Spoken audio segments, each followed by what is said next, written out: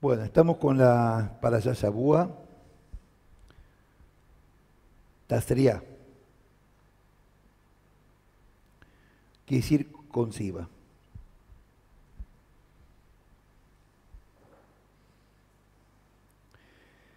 Habíamos hablado en la Parashá anterior de los animales puros e impuros, los que eran kasher y no kasher. Estamos hablando ahora de las personas puras e impuras, siguiendo el orden natural de Dios en la creación.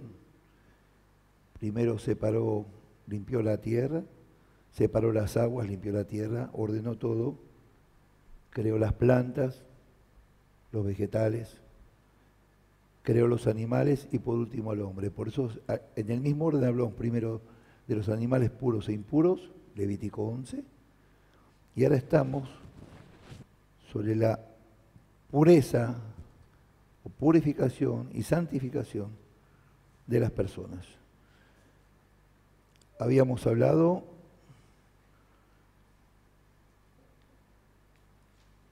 sobre la mujer que concebía un hijo, por eso se llama Tazria la Parashá, y también sobre las afecciones de la lepra que viene por lo que conocemos como la Lashon Hará, la maledicencia.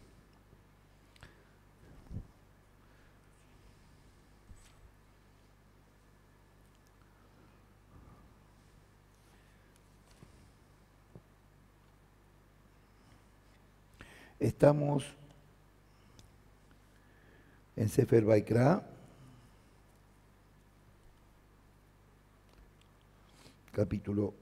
a partir del capítulo 12.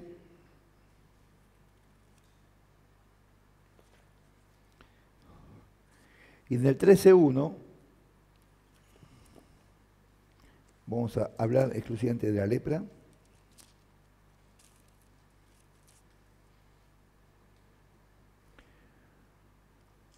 Habló Adonai a Moshe y a Aarón y les dijo: cuando el hombre tenga en la piel de su cuerpo un hinchazón, una erupción o una mancha blanca y haya en la piel de su cuerpo como una llaga de lepra, será llevado a Aarón el sacerdote o a uno de sus hijos, los sacerdotes. Esto le pasó a Miriam, la hermana de Moshe, cuando difamó a Moshe y le vino la lepra en la mano y fue expulsada del campamento por 7 días.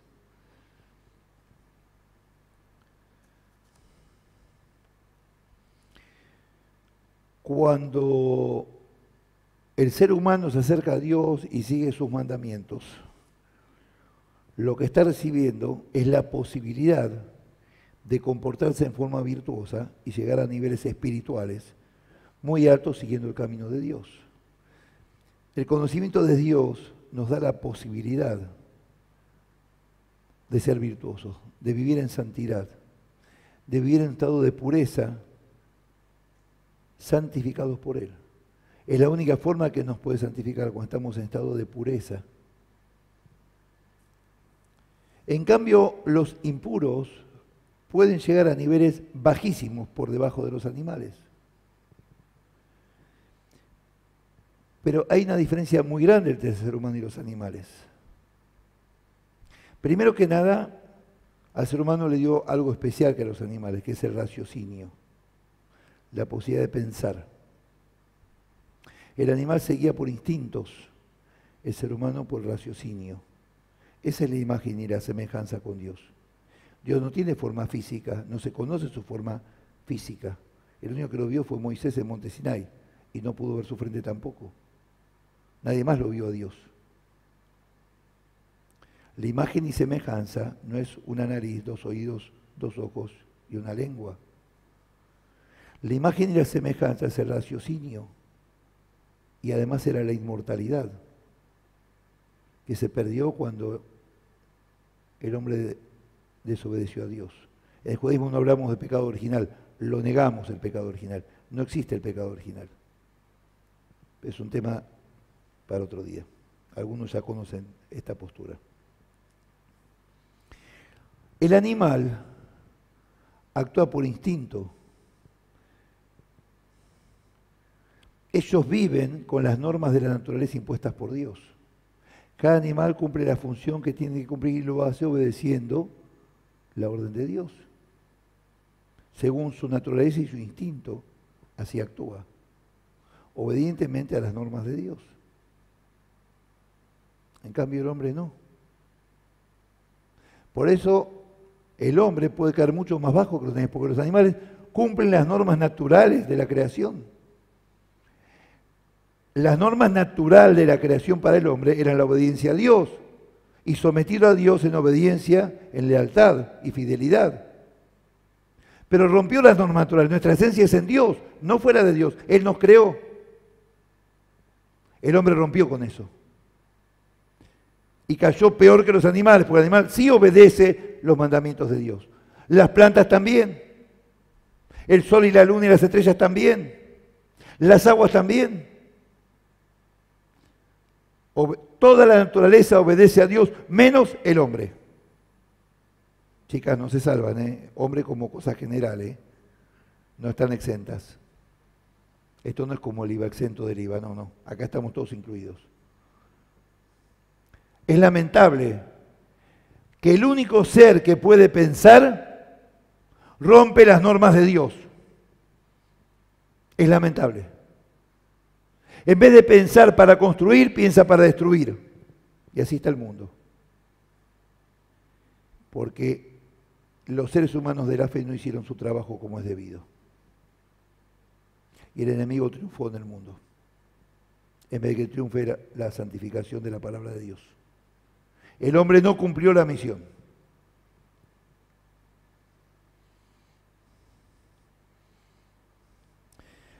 Levítico 11:47, Baikra 11:47 dice: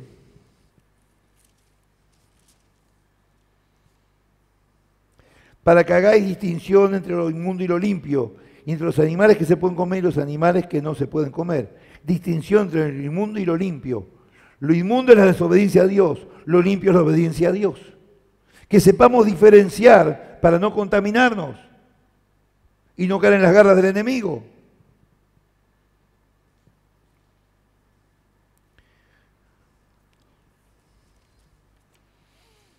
Esta para allá, a partir del 12.2, comienza con la mujer que concibe y después el 2.3, la circuncisión. Bueno, hablamos de la circuncisión del octavo día.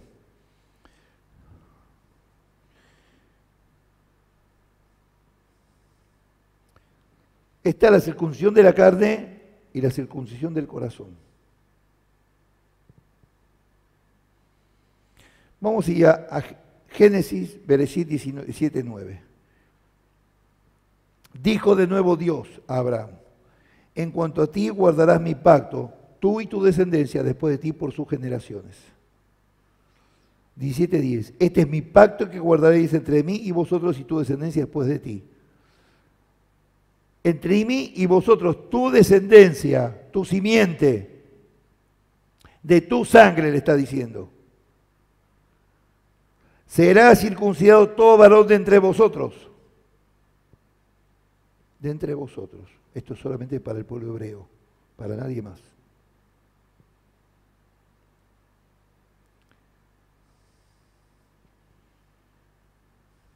Ahora, acá no dice,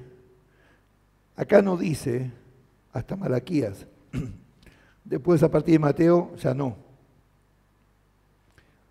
Lo que dictaminó Dios es por perpetuidad. Entonces de que los judíos ya no se tienen que circuncidar porque estamos en la gracia, es una mentira más grande que una casa. Porque Dios dijo por perpetuidad, no dijo hasta que termine el Tanaj, el Antiguo Testamento. El Señor en Mateo dice: vengo a hacer cumplir la palabra de Dios. Y él fue circuncidado también, Y Pablo también, y Pedro también. Y todos ellos, y Bernabé también. Dvarim 10:16, Deuteronomio dice: circuncidad pues el prepucio de vuestro corazón y no endurezcáis más vuestra cerviz. Esto no anula la circuncisión de la carne en el hebreo. Tiene que ir acompañado. Es como la tevilá, el bautismo por inmersión. Si yo no me entrego verdaderamente al Señor y me mojé en la pelo pincho, no sirvió para nada. La circuncisión es lo mismo. Si no hay una entrega al corazón, no sirve para nada la marca en la carne. Vamos a ver qué dice Pablo de esto. Romanos 2:25 dice, pues en verdad la circuncisión aprovecha, si guardáis la Torá. Pero si eres transgresor de la Torá, tu circuncisión viene a ser incircuncisión. Totalmente de acuerdo. Pero nunca dijo que el judío no se debe circuncidar, Pablo. Jamás lo dijo. Dijo que eso no salva, no que no deben hacerlo. Porque fue el pacto con Abraham. Y Dios lo dijo por perpetuidad. 3:1 de Romanos. ¿Qué ventaja tiene pues el hebreo? ¿O de qué aprovecha la circuncisión? 3:2. Mucho, en todas maneras. Primero, ciertamente que les ha sido confiada la palabra de Dios. Lo dice Pablo. Primero que nada, porque a ellos les fue confiada la palabra de Dios. No a otro pueblo, al pueblo hebreo, en Monte Sinai. Por eso estos famosos testigos que andan por ahí. ¿Testigos de qué? Los únicos testigos de la palabra de Dios fue el pueblo hebreo en Monte Sinai. Ellos no estaban en Monte Sinai. En eso se basan para ser testigos. ¿Testigos de qué? De una mentira más grande que no sé qué. Otra vez me vino a tocar el timbre acá. Las atendí. ¿Y ustedes son testigos de qué? Mi familia estaba ahí. ¿Ustedes dónde estaban? Ni en el pensamiento de sus padres estaban ustedes. ¿Testigos de qué son ustedes? No hay más testigos por pueblo hebreo. ¿De qué me están hablando? Disculpen, nos tenemos que ir.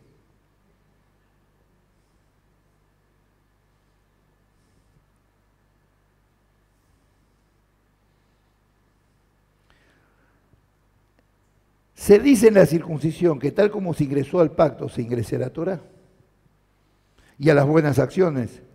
Y de ser así tenemos la seguridad que lo mantendrá por siempre.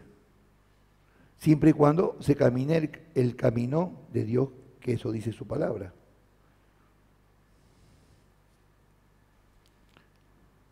Por eso razón, no nacimos entregados. No nacimos entregados. Nos vamos perfeccionando de a poco entregándonos a Él.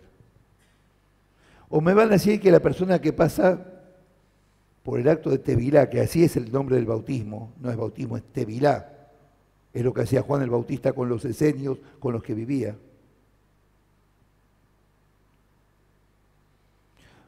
O nos sumergimos entregándonos al Señor, o nos refrescamos en la piletita. Hay dos formas de hacerlo. Si nos refrescamos en la piletita es una mentira. Es una hipocresía. Pero si nos entregamos de verdad, ahí empieza el proceso de purificación, el proceso de entrega. Recién ahí empieza. Es un camino que ¿cuánto nos va a llevar? Toda la vida. ¿O se creen que porque leímos durante 10 años las Escrituras ya está? El que cree eso, vamos a orar por esa persona. El proceso empieza y no termina jamás. Nunca el Señor nos va a revelar todo. A medida que avanzamos, vamos subiendo la escala espiritual, nos va revelando más. Nunca todo, porque nuestra mente no puede abarcar todo eso. Seríamos Dios si no. Por eso, y eso es lo bueno, que nadie es sabio. Él es el único sabio. Él nos va dando a cada uno una porción, una parte, y entre todos nos lo compartimos. Y así vamos creciendo juntos como familia y congregación de Dios. El que se la cree que la sabe, pobrecito. Qué lástima hay que tenerle.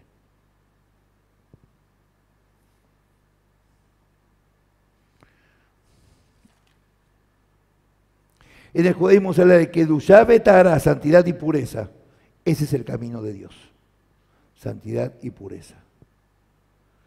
La circuncisión no tiene sentido si no conduce una vida consagrada al Señor. Ningún sentido, como el bautismo, ningún sentido. Como la Santa Cena o tantas otras cosas, mal llamada Santa Cena además. No es su nombre. No es su nombre. Vamos al 12:6. La mujer después del parto.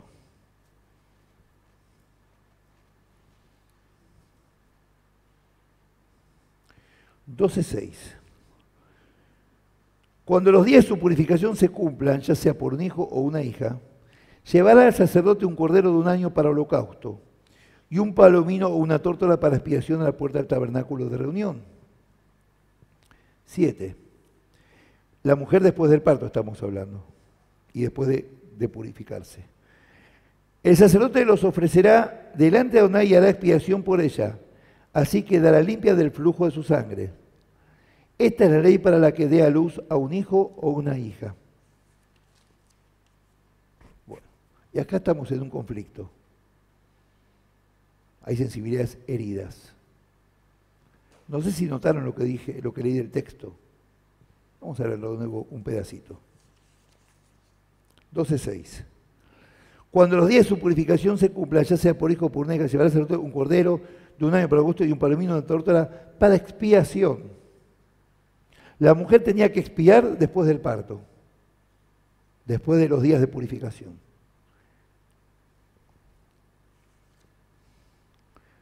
¿Por qué tiene que expiar una mujer después del parto? ¿Cometió pecado? Porque la expiación es por un pecado. Se expiaban los pecados. Bueno, a lo mejor es pecado dar a luz. ¿Qué opinan? ¿Es pecado dar a luz? Suena raro, ¿no? Vieron que el texto dice, la mujer tenía que hacer expiación. ¿Cometió una falta? Bueno, para algunos parece que sí, que es una falta dar a luz. Hacer expiación por medio de ofrendar solamente cuando uno hizo algo indebido ante Dios o ante la comunidad. La acción de expiar en este caso es porque está la posibilidad que en el parto, ante la tensión y el sufrimiento, el dolor físico por el parto, la mujer pudo haber dicho algo indebido. Como posibilidad de que a lo mejor, ante el dolor, pudo haber dicho algo indebido. Por las dudas que haya sido así, para mantenerla en santidad, tenía que expiar. Por sí. Eso pasa en Yom Kippur. Cuando durante la liturgia y durante el rezo pedimos perdón por las faltas cometidas inconscientemente, por error, o por no darnos cuenta, sin querer haber ofendido a alguien o a Dios mismo. Por las dudas, por si lo cometimos, estamos pidiendo perdón. Pues somos humanos. Lo que está haciendo estas leyes, hacer que por las dudas el ser humano viva en santidad. Por sí. Para que no quede la mínima posibilidad de que esté en pecado la persona. No porque la mujer sea malo que la mujer tenga hijos, al contrario, bendice a la humanidad y a Dios mismo. Es para protegerla de que no vivan pecado sin darse cuenta. ¿Se entendió? Es por amor a ella, no por discriminación. No cometió nada malo, trajo más vidas para servir a Dios. ¿Qué tal? Es una bendición. Esto muestra cuánto se cuidaba la santidad en cada ocasión en el ser humano. Porque Dios quiere que vivamos en santidad y que no haya la mínima posibilidad de que nos tenga que expulsar de nuestro pueblo. Él nos quiere unidos a Él. Entonces, por sí, hagamos chubá, arrepentimiento. Cuando oramos no pedimos perdón por si cometimos algo. Yo lo hago. Supongo que muchos lo hacen. Porque a veces no nos damos cuenta sin querer. Le contestamos mal a alguien, miramos mal a alguien, porque estamos tapados con los conflictos, con los problemas, con las actitudes. Porque sin querer podemos ofender a alguien. Somos humanos, entramos en crisis y decimos algo que no quisimos decir. Es para protegernos que Dios creó estas cosas. 13:2, perdón. Cuando el hombre tenga en la piel de su cuerpo una hinchazón o una erupción o una mancha blanca y haya en la piel de su cuerpo como una llaga de lepra, será llevado a Aarón el sacerdote o a uno de sus hijos los sacerdotes. Esta es una enfermedad espiritual. Y solamente el sacerdote podía ver este tema para educar a la persona en la vida espiritual. Era consecuencia de una actitud espiritual. ¿Y quién podía atender esto? ¿Un médico? No, un sacerdote que es el que maneja la vida espiritual. No eran médicos, no sabían medicina. Por ahí algunos sí de casualidad, pero no era su función. 13:8. El sacerdote lo reconocerá y si ve que la erupción se ha extendido en la piel, lo declarará impuro, es lepra.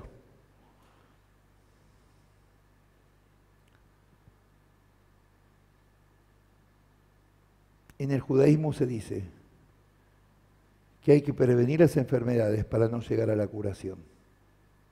Que evitemos la curación, no lleguemos a la enfermedad. Y sobre todo en lo espiritual, porque puede ser muy difícil salir. Entonces, para no llegar a la curación hay que evitar la enfermedad, y para evitar la enfermedad hay que ser obediente a Dios. No a los hombres, a Dios. No a lo que dicen los hombres, a lo que dice la palabra de Dios. Por eso hay que seguir los mensajes con una Biblia reconocida, para que nadie nos pueda mentir ni engañar, ni hacer decir a las Escrituras lo que no dice, por las miserias humanas e intereses creados.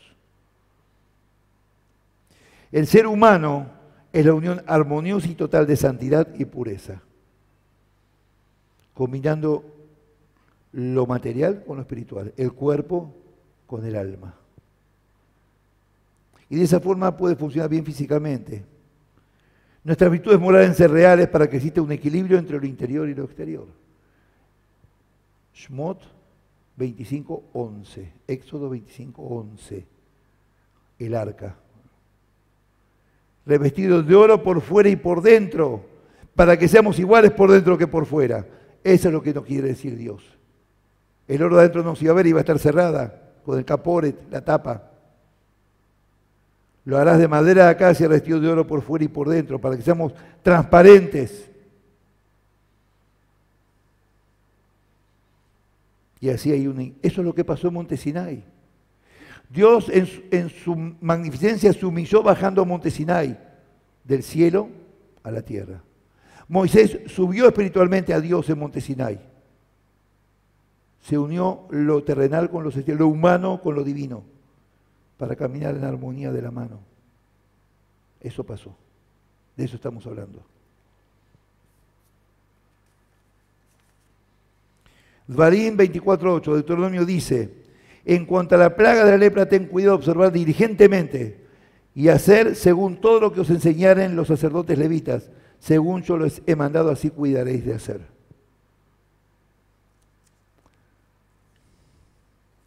(24:9) Deuteronomio. Acuérdate de lo que hizo Dios a Miriam en el camino después que saliste de Egipto. Bamidbar, números 12, 1 al 16, habla de cuando Miriam fue sacada del campamento porque difamó a Moisés, le vino la lepra en la mano y fue expulsada por 7 días hasta que se arrepintió y se sanó. El leproso tenía que estar aislado de los demás, porque al haber hablado de otros, la sonará la maledicencia. La lepra de la maledicencia en muchos casos separaba a las familias, porque el haber hablado mal de otros hacía separar a las familias, romper esa familia al ser difamado a la persona. Creaba un conflicto en la familia de la persona del que se habló. Producía un daño a los seres humanos, el que hablaba mal del otro, el que anda con chusmerío. Por lo tanto, así de esa manera también la persona iba a estar separada de la comunidad, como esa persona hizo separar y dividir familias, amistades y congregaciones a una comunidad. También tenía que sufrir la división, la separación de lo que amaba, porque es lo que produjo en los demás. Tenía que sentir el daño que había hecho a los demás y así poder arrepentirse y darse cuenta de lo que había hecho. Nos vamos a Segunda de Reyes.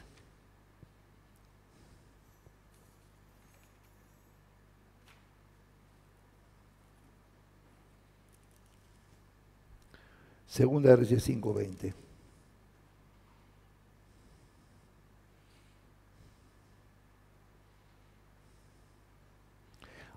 Ayer hablamos, desde el 5:1, el caso de Naamán, el jefe del ejército asirio, que fue a ver a Elisha, y se ofendió con él porque le dijo que se vaya a sumergir 7 veces en el Jardín, en el Jordán. Y él se sintió ofendido, como yo, jefe del ejército asirio, no soy atendido en persona por el profeta. ¿Quién se cree este? En vez de ponerme la alfombrita roja, soy yo, che, ¿qué te pasa? ¿No sabes quién soy? Pero al final le hizo caso y se fue a sumergir. Y se sanó de la lepra. Pero vamos a ver la segunda parte de esta porción. ¿Qué le pasó a Giesi, el siervo de Elisha? Naamán le quiso regalar dinero y de todo a Elisha por lo que había hecho y le dijo no. Pero Giesi lo siguió y le fue a decir que sí le dé. Vamos a la segunda parte de este episodio de Naamán. Muy interesante, porque todo el mundo va a Naamán y su lepra y sumergirse. Vamos a ir a la otra parte.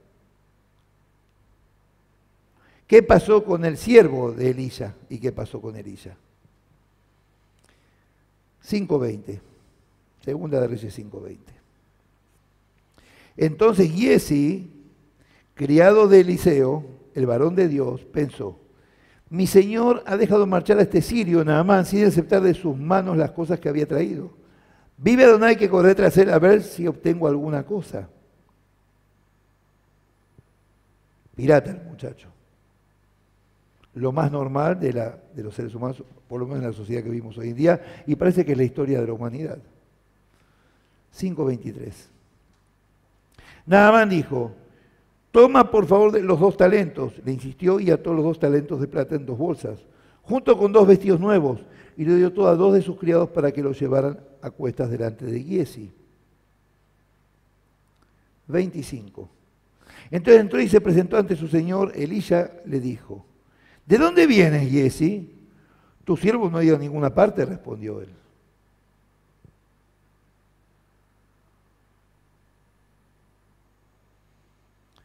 ...26... Pero Eliseo insistió: cuando aquel hombre descendió de su carro para recibirte, ¿no estaba también allí mi corazón? ¿Acaso es tiempo de tomar plata y tomar vestidos, olivares, viñas, ovejas, bueyes y siervos y siervas?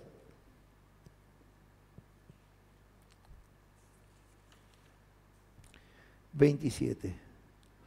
Por tanto, la lepra de Naamán se te pegará a ti y a tu descendencia para siempre.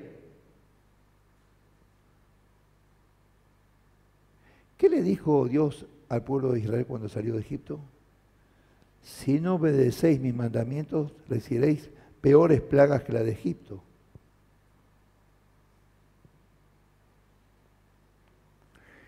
A ti y a tu descendencia para siempre. Y salió de su presencia leproso, blanco como la nieve. Elisha lo sanó a Naamán y lo enfermó a su siervo.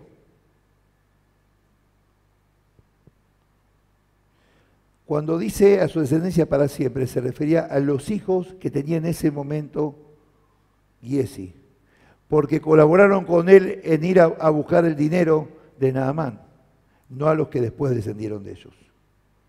Dios es justo. No fue para las futuras generaciones de la descendencia de Giesi. Sus hijos fueron cómplices. La Torá dice que los hijos pagarán la culpa a los padres hasta la 3ª y 4ª generación, a menos que reviertan la actitud de sus padres. Por eso no existe el pecado original.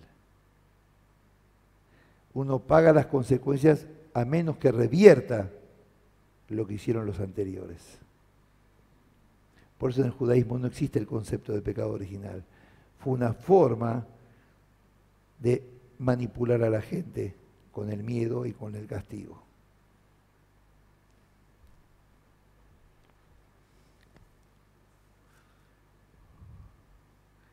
Si el Señor se llevó todas nuestras pecados, faltas y culpas, decir que existe el pecado original es no reconocer que se llevó nuestras culpas, ¿no? Si se llevó todo y nos perdonó de todo, no somos culpables del pecado original ya. Significa que fue un invento para manipular, ¿no? ¿Qué opinan? Piénsenlo. Hay una contradicción.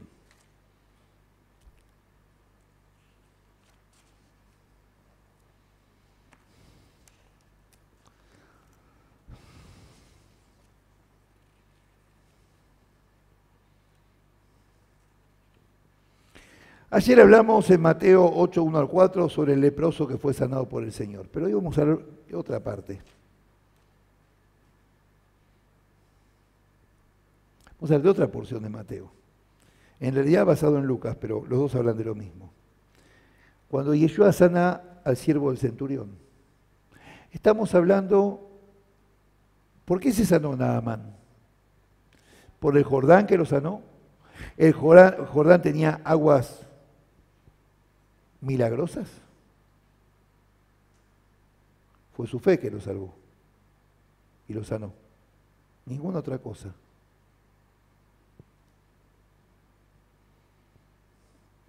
Para vivir en santidad y estar purificado, hay que vivir de acuerdo a la palabra de Dios. Y ahí va todo sobre ruedas. No torcerás ni a la izquierda ni a la derecha. Si no hacemos eso, nos desviamos del camino de Dios y nos entregamos al enemigo. Si nos arrepentimos, salimos de eso y volvemos a Dios. El que vuelve en arrepentimiento es José Chubá, el hijo pródigo.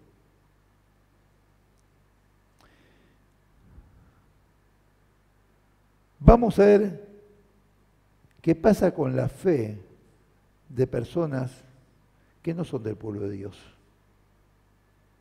Y sin embargo, se entregan a este Dios.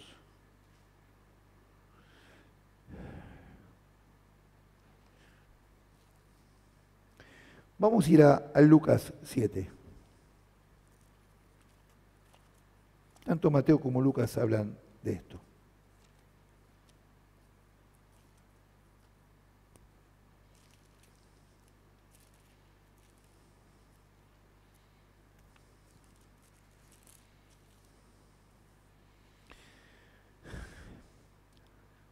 Vamos a ir a Lucas 7.1.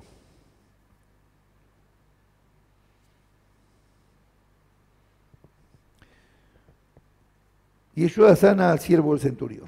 Un centurión tenía que ser más que un militar temerario. Tenía que ser firme para mandar a la tropa romana. El mandado tuvo una tropa. Firme en la acción y confiable. Y si es necesario salir al combate. E incluso morir en su puesto. Eso tenía que ser un centurión. Este centurión, de no ser especial, no hubiera podido conservar su puesto.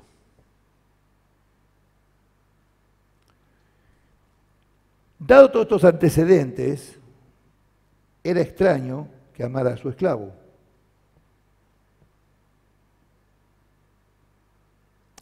Vamos a leer el pasaje. 7.1. Después que terminó todas sus palabras al pueblo que lo oía, entró en Capernaum. Bueno, Capernaum no existe. No existe Capernaum. Si uno va a Israel y le dice a un guía de turismo, quiero ir a Capernaum, le va a decir, bueno, vaya a Grecia, vaya a España, no sé dónde es Capernaum, vaya a algún otro país. ¿Qué es Capernaum? Su nombre es Kfar Nahum. Capernaum es una mala traducción. Está a 7 kilómetros de Tiberíades, del mar de Galilea. Quiere decir el barrio de Nahum. ¿Qué Nahum? El profeta Nahum. Ellos eran los propietarios de esa zona. Eso es todo. No tiene ninguna cosa mágica Capernaum.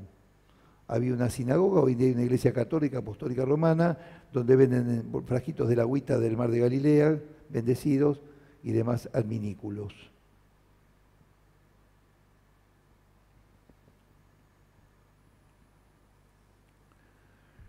(7.1) Después que terminó todas sus palabras al pueblo que lo oía, entró en Capernaum. Y el siervo de un centurión a quien éste quería mucho estaba enfermo y a punto de morir. Un centurión, jefe de tropas, amaba a su siervo, a un esclavo. En Roma no existía eso. Los esclavos eran esclavos, eran basura. Él amaba a su esclavo, a su siervo. Ya esto dice mucho del centurión. 3. Cuando el centurión oyó hablar de Yeshua, le envió unos ancianos de los judíos rogándole que viniera y sanara a su siervo. Rogándole que viniera.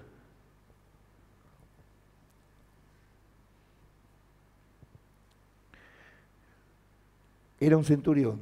Ellos no ruegan, ellos mandan. No ruegan. Y hay que obedecerlos. Tenía poder en Roma un centurión. 4. Ellos se acercaron a Yeshua y le rogaron con solicitud diciéndole, es digno de que le concedas esto. 5. Porque ama nuestra nación y nos edificó una sinagoga. Un romano, un centurión. Las orgías romanas y toda la historia. No era como los que mataron al Señor, ¿eh?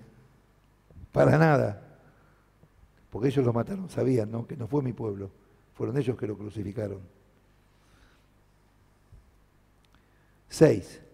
Y Yeshua fue con ellos, pero cuando ya no estaban lejos de la casa, el centurión envió a él unos amigos diciéndole, Señor, no te molestes, pues no soy digno de que entres bajo mi techo.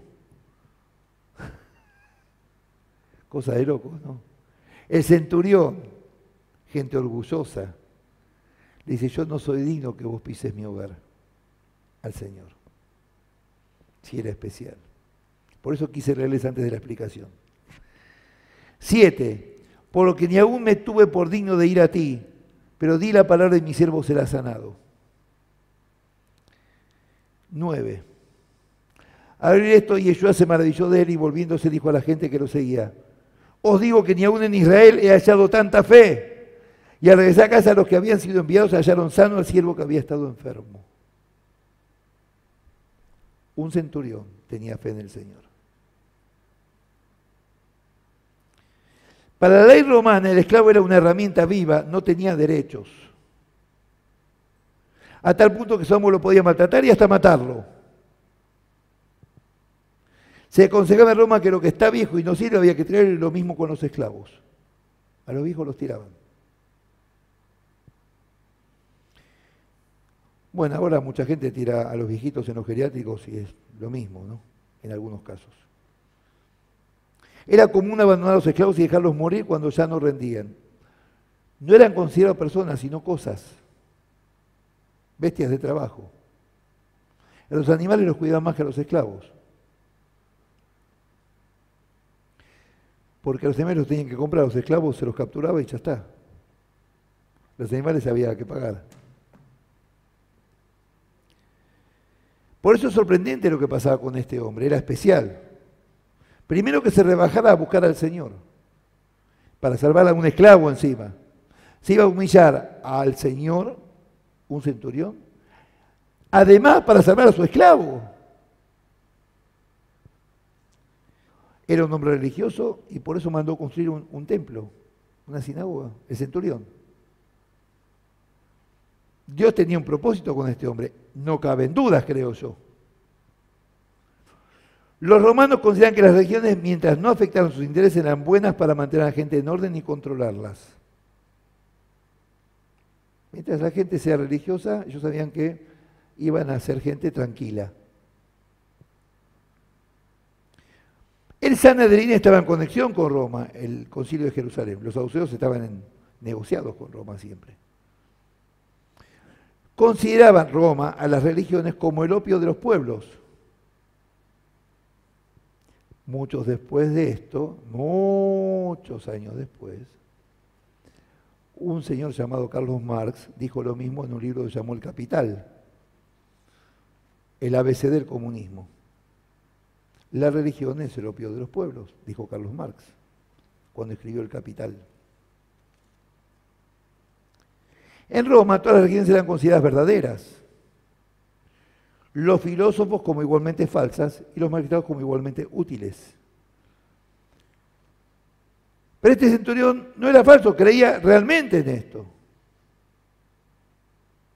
Él tenía actitudes especiales hacia el pueblo hebreo, este centurión. Los judíos y los gentiles se despreciaban totalmente. No había conexión, como con los samaritanos. Era imposible unirlos. El antisemitismo no era nada nuevo. Los romanos decían que los judíos eran una raza asquerosa y consideraban su fe como una superstición bárbara.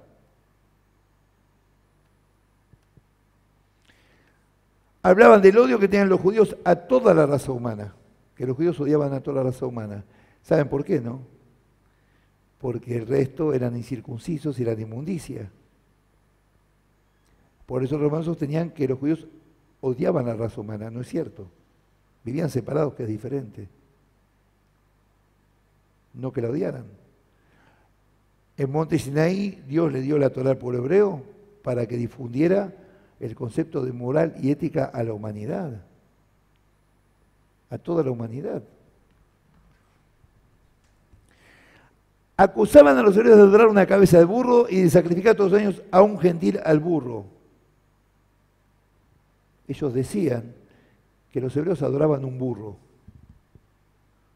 Bueno, en todo caso podrían haber hecho un cerdo, porque es lo que hicieron en Monte Sinaí. Y que todos los años sacrificaban un gentil, un ser humano, al burro ese.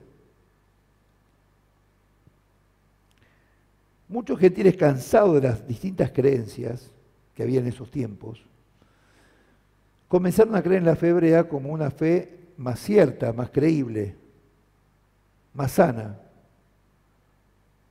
Porque se cansaron de los muchos dioses, la baja moral del paganismo, las orgías romanas famosas.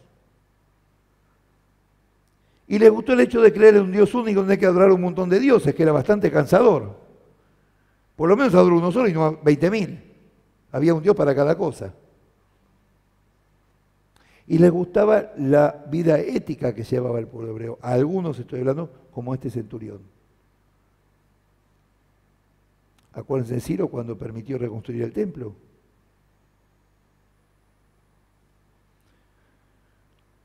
Había un lazo especial entre este centurión y el pueblo hebreo.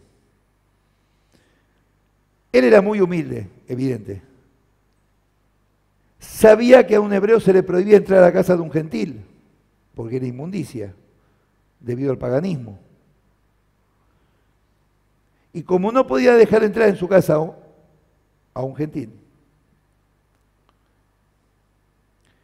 es por eso que no fue directamente al Señor, sino que envió a ancianos hebreos con los que tenía confianza. Él tomó a los ancianos y los mandó a ver al Señor. Él no se animaba a acercarse al Señor porque pensaba que lo iba a despreciar.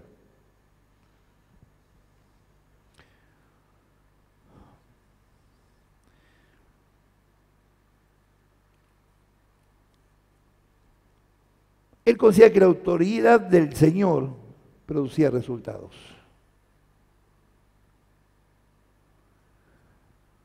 Cuán bueno sería que muchos llamados creyentes tuvieran un poco de la fe que tenía este centurión.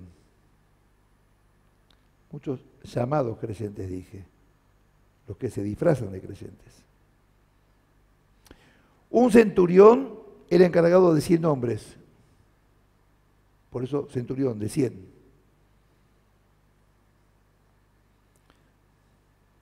Él creía que los hebreos tenían un mensaje para la humanidad.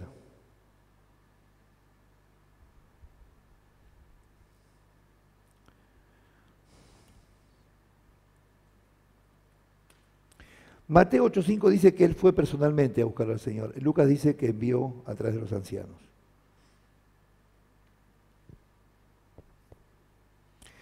Él no fue al Señor ni esperaba que el Señor venga, él espera que el Señor haga un milagro. Él sabía que puede hacerlo a la distancia también. Lo que fue especial este centurión, fuera de todo lo que ya mencioné, él no conocía todavía el amor de Dios. Todavía no lo conocía. Pero confiaba en este hombre, aparente hombre, con el poder de hacer milagros, y que era enviado de Dios. Pero a Dios no lo conocía.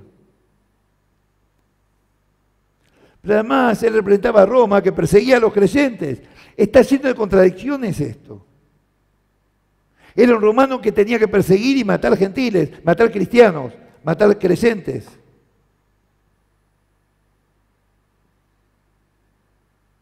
Y Dios lo tocó.